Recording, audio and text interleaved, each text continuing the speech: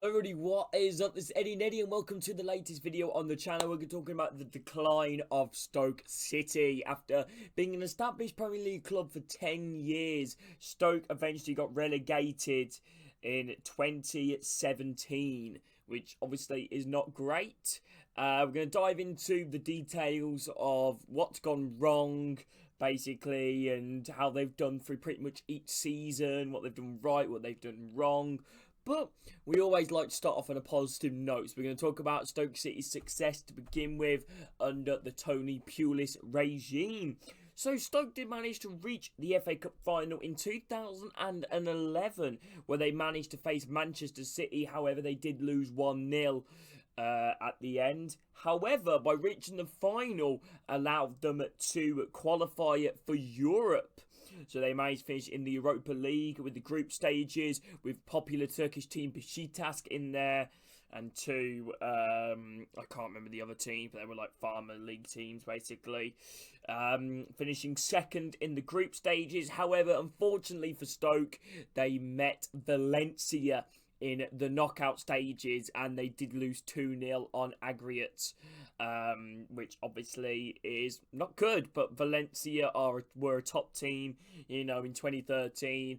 However, this is where Stoke City really kind of began to fall off a little bit. Tony Pulis left at the end of the season in 2013. Mark Hughes, popular ex-footballer, very good ex-footballer, and decent manager as well, became the new Stoke City manager, signed a 3-year contract with the club, where he led them to 9th, which is actually their best finish in a Premier League season.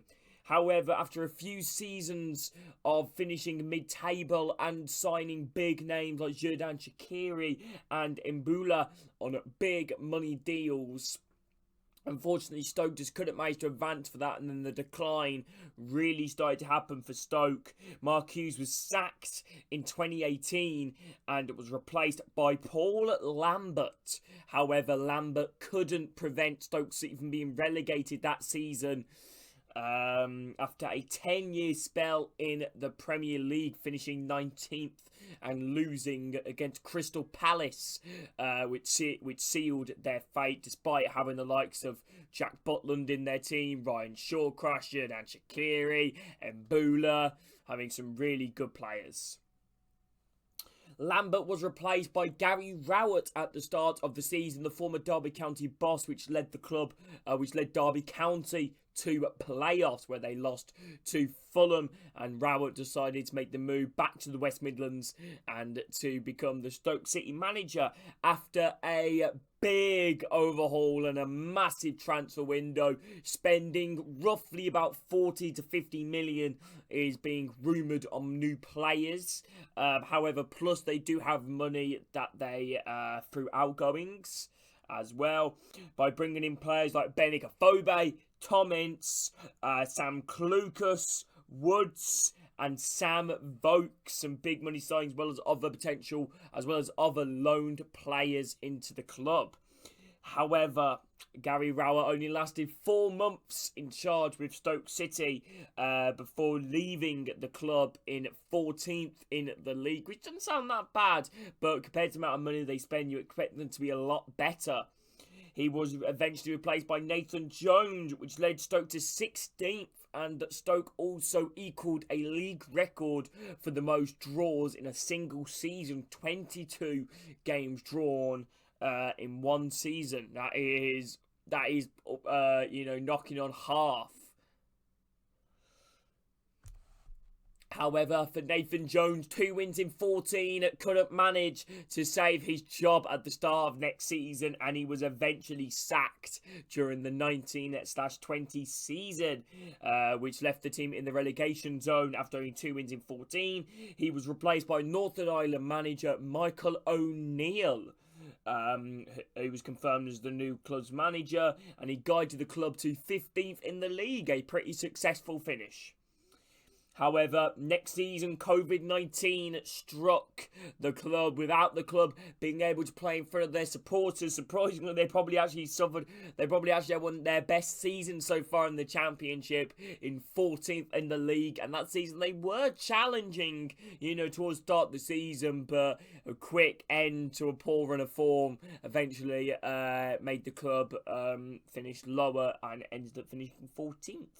In the league table, which is their best finish for 3 years since getting relegated. So you'll think they'd spend money as well after that. So he's spending 60 to 70 million to finish 14th. Not great. O'Neill was eventually sacked as Stoke City manager and replaced with League One winning manager Sunderland boss Alex Neil, who got promoted via the playoffs with Sunderland. And done really well towards the start of the season as well, Alex Neil, with Sunderland, but ended up being replaced. However, only lasted 16 months in charge, Alex Neil, and was sacked after a defeat to bottom of the league Sheffield Wednesday after an 18-man overhaul in the summer.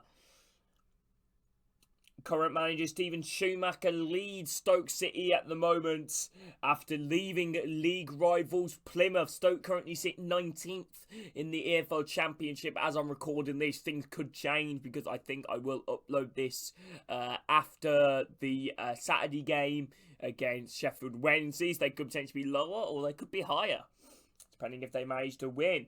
So we left Plymouth midway through the season. So that is Stoke City's journey so far in the Championship. So many new players, so many sales as well, like I said. But let's have a quick overview and a conclusion.